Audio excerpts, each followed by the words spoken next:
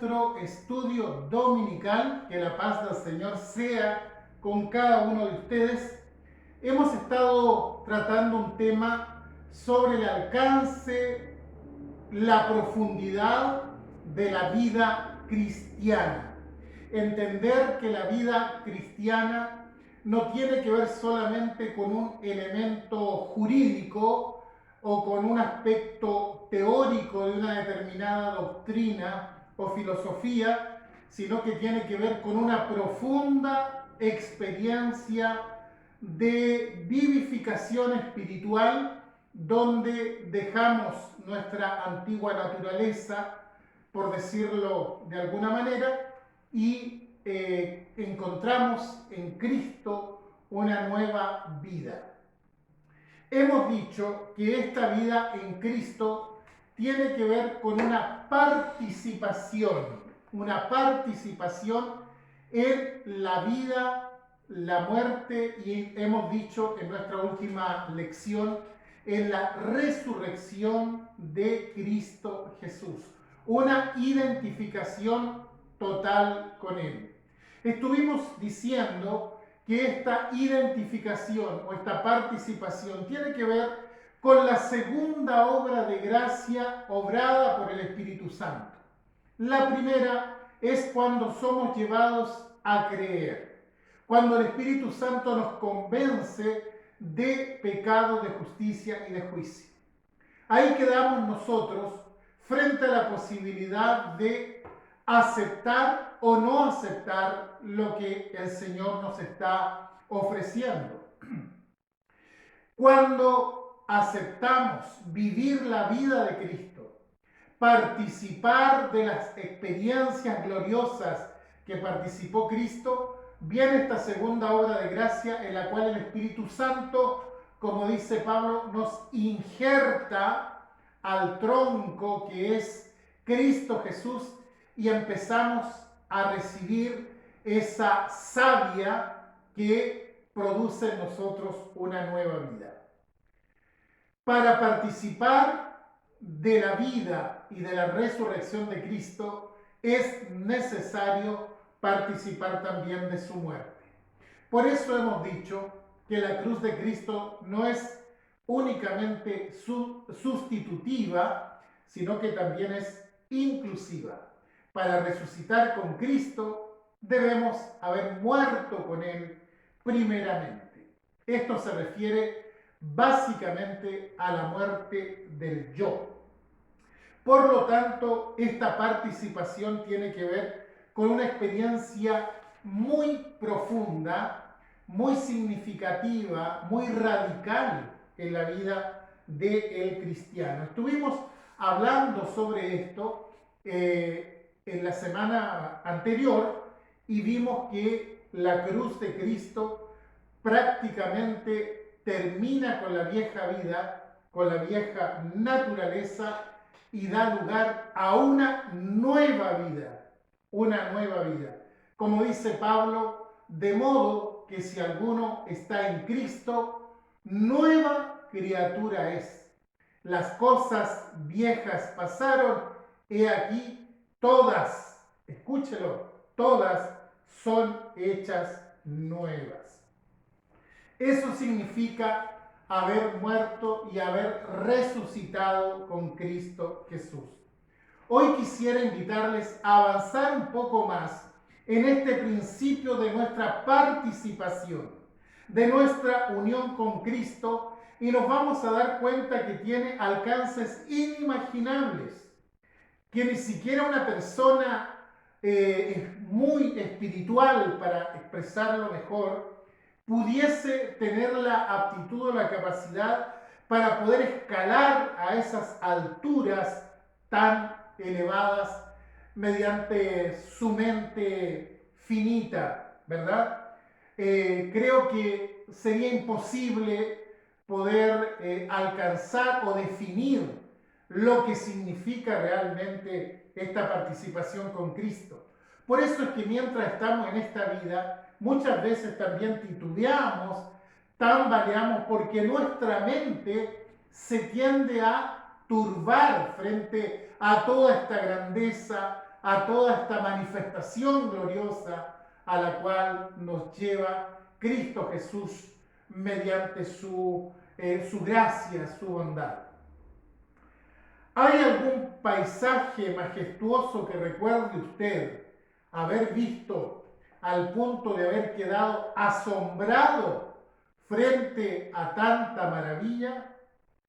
Cuando uno mira por primera vez, después de una tediosa búsqueda en el desierto de la carne, de tratar de imitar a Cristo mediante los recursos de la carne, y de pronto uno se encuentra con esta majestuosidad, con estas maravillas que ofrece el Señor Jesucristo a quienes participan de su vida, uno no solo se queda sin palabras, sino que como Saulo de Tarso prácticamente cae a tierra cegado por esta visión celestial tan grandiosa, tan gloriosa. Ciertamente todo el ser se estremece frente a esta realidad. Entonces, ¿será posible que no solo la muerte de Jesús, su resurrección y su ascensión sea compartida con nosotros? Si es así, ¿esto será únicamente para el futuro o será también para el presente? ¿Qué es lo que enseña la Escritura para entender la vida cristiana en el presente? Vamos a detenernos un poquito en esto. ¿Cómo puede uno estar aquí sobre la tierra y al mismo tiempo estar con Cristo en los cielos? Es una cosa bastante difícil de entender. El Señor en su palabra nos dice que no solamente Cristo nos justificó, no solamente fuimos resucitados con Él, sino que también nos glorificó. Y lo toma como un hecho consumado, un hecho que ya ocurrió, y uno dice, ¿cómo puede ser así?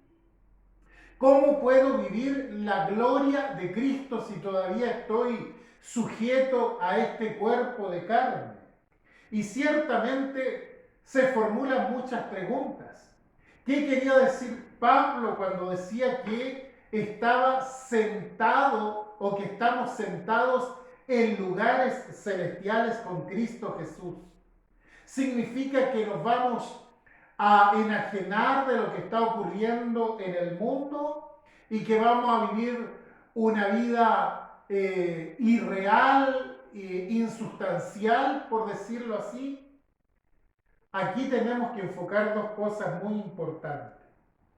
El Espíritu Santo es quien nos guía, claramente. Nos da la fe suficiente para introducirnos a estos benditos misterios en la medida que vayamos pudiendo sobrellevar esto. Hay dos dimensiones de tiempo.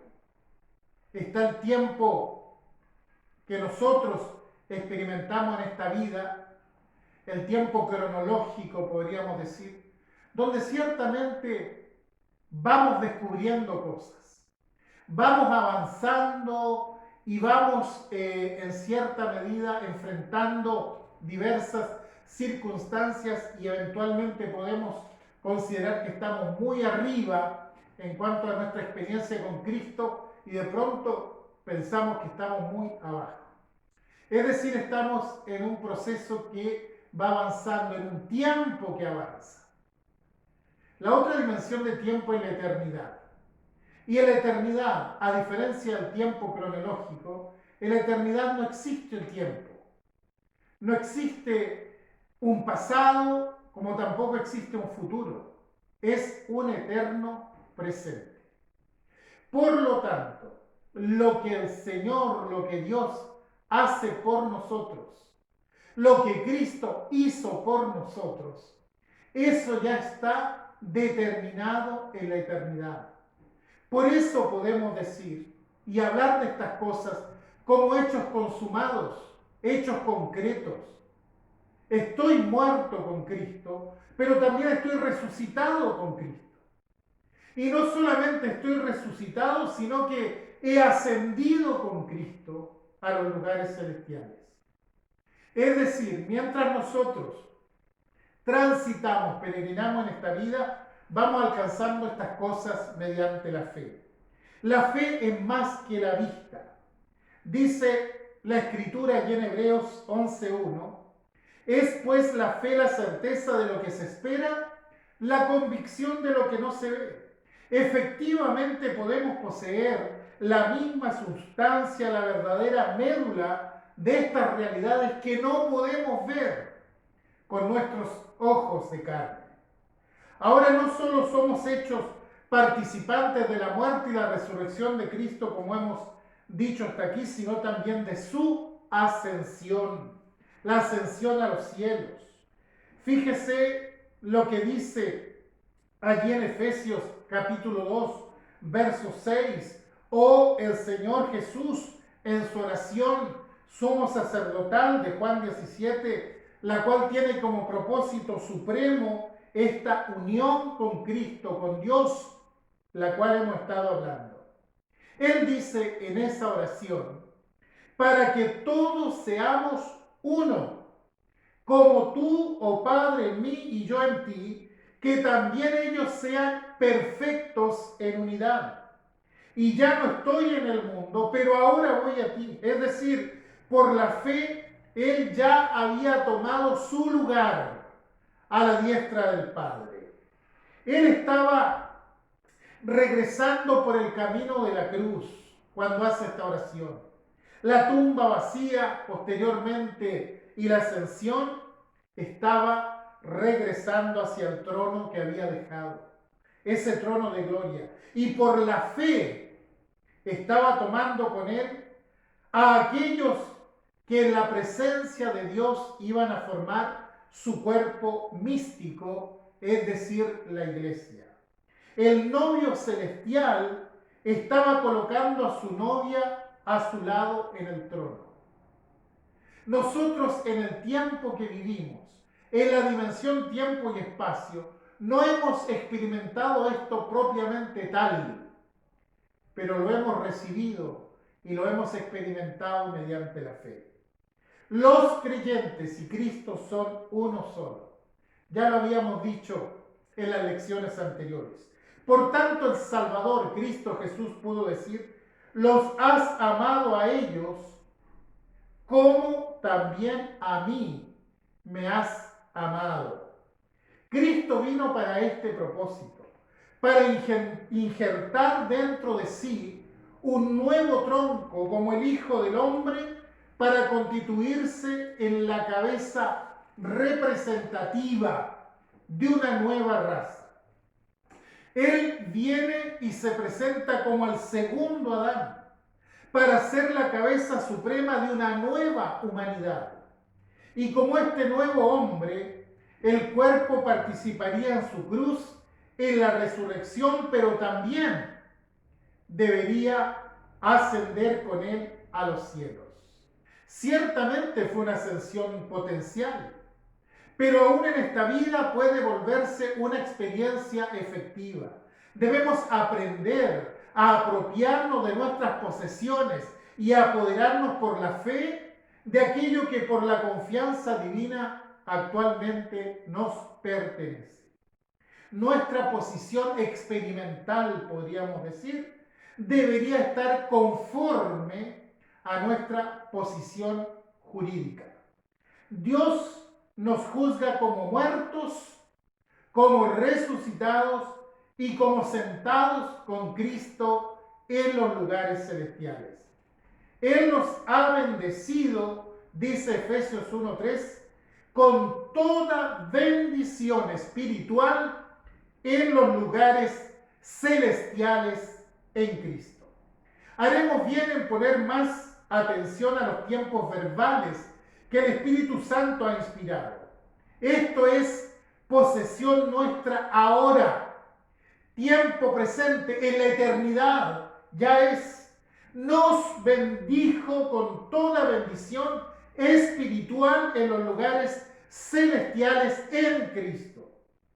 No es la muerte como una disolución física la que nos traerá nuestra herencia con Cristo, sino la fe depositada en el Señor. Ahora mismo, escúchelo bien, ahora mismo mediante esa fe podemos sentarnos con Cristo Jesús en los lugares celestiales. Porque Dios ya nos ha hecho sentar allí, en la persona de Jesucristo, que es la cabeza de la iglesia. Parece una bendición demasiado grande para hijos tan indignos. Pero no olvidemos que una simple migaja de bendición espiritual viene de la misma manera. Solo es posible esto porque estamos en Cristo Jesús, en Cristo. Romanos 8:32 dice, el que no escatimó ni a su propio Hijo, sino que lo entregó por todos nosotros, ¿cómo no nos dará también con él todas las cosas? Sí, todas las cosas, aún el mismo trono, como dice Apocalipsis 3:21. Hay un libro del autor G. A. Peck que se titula La vida en los lugares celestiales. Allí este autor expone esta fase de la vida de un modo único. Dice que el creyente, antes de entrar a la gloria a través de las puertas de la muerte, puede tomar su lugar con Cristo en los lugares celestiales y dirigirse al trono de vida del Salvador. Y ve la conquista de Canaán, la entrada de los hijos de Israel hacia la tierra que fluye leche y miel, como el gran tipo del Antiguo Testamento, donde Canaán representa la más elevada unión con Cristo, la vida entronada a la cual cada creyente está llamado a entrar. Josué, dice Peck, representa al Espíritu Santo, quien imparte la fe, la guía y alienta al creyente a esta unión con Cristo. Los cananitas, hijos de Anac, los gigantes, ¿verdad?, representan las poderosas fuerzas del mal, las fuerzas satánicas y demoníacas que se oponen al creyente en su tentativa de tomar la tierra prometida, o sea, su lugar con Cristo en los cielos. A Josué se le dijo, yo os he entregado, como lo había dicho a Moisés, todo lugar que pisare la planta de vuestro pie. Y al creyente el Espíritu Santo le dice, bendito sea el Dios y Padre de nuestro Señor Jesucristo, que nos bendijo con toda bendición espiritual en los lugares celestiales en Cristo. Legalmente, jurídicamente, la bendición ya pertenece al creyente y por el ejercicio de su fe tomará posesión efectiva de lo que ya le ha sido entregado. Aunque el mensaje de Peck ha caído sobre piedra, pues su mensaje tan solo puede ser percibido por corazones preparados por el Espíritu, sin embargo la gloriosa verdad permanece allí, inmutable, inamovible, firme, y gloria a Dios. Hay muchas cosas que nos hacen creer que la iglesia en este tiempo está siendo despertada y está a punto de reclamar sus gloriosas posesiones en los lugares celestiales. Al decir esto me refiero a tomar el lugar que ya le fue conferido, pero tomarlo ahora, no a su arrebatamiento cuando Cristo venga, sino que por fe ahora mismo. La ascensión juntamente con Cristo ciertamente no es una doctrina fácil de vivir. Comprendo que esta no es una doctrina que podamos digerir tan fácilmente. Pero ¿es que acaso hay algo relacionado con la primera venida de Cristo al mundo, su pasión, su muerte, su plan de evangelización para el mundo que resulte fácil? Yo creo que no. Los grandes intelectos deben dejar de lado su orgullo y humillarse para entender la obra de Cristo hacia el pecador. Y las almas más simples necesitan de su gracia o de otra manera seguirán ciegos. Solo los ojos santos y ungidos pueden penetrar a través del velo y poder mirar en la antecámara del Rey. Si sin la unción santa no podemos entender el ABC de la cristología, ¿cómo podríamos entender el X, Y, Z? La misma unción que de acuerdo a Juan enseña todas las cosas, también nos dará la capacidad de tomar las alas como las águilas para que podamos volvernos en practicantes, participantes prácticos y efectivos de la vida en torno a Cristo Jesús. Un poco de psicología nos será de mucha ayuda en este punto. No solamente la Biblia, sino la ciencia declara que el hombre es un ser tripartito, espíritu, alma y cuerpo. Vea 1 Tesalonicenses 5:23. La Biblia hace continuamente distinción entre el alma y el espíritu. Vea Hebreos 4:12. Cuando el hombre cayó, dejó de vivir en el espíritu, que es el asiento de la conciencia de Dios, y comenzó a vivir bajo el gobierno del alma, contaminada por el pecado. El propósito de Dios en la gran obra de redención es traer al hombre nuevamente a una conciencia de Dios a través de su espíritu, espíritu humano me refiero. Por tanto, la cruz de Cristo corta, divide el alma del espíritu, y el espíritu unido al Espíritu Santo de Dios viene y toma su lugar con Cristo en lugares celestiales. Les dejaré algunas preguntas para su reflexión. Primero, ¿cómo explicarías la doctrina de la ascensión? Segundo, ¿puede un cristiano participar de la ascensión de Cristo? Tercero, ¿cómo experimenta la vida nueva en su día a día? El Señor les bendiga. Nos encontramos la próxima semana, si Él lo permite.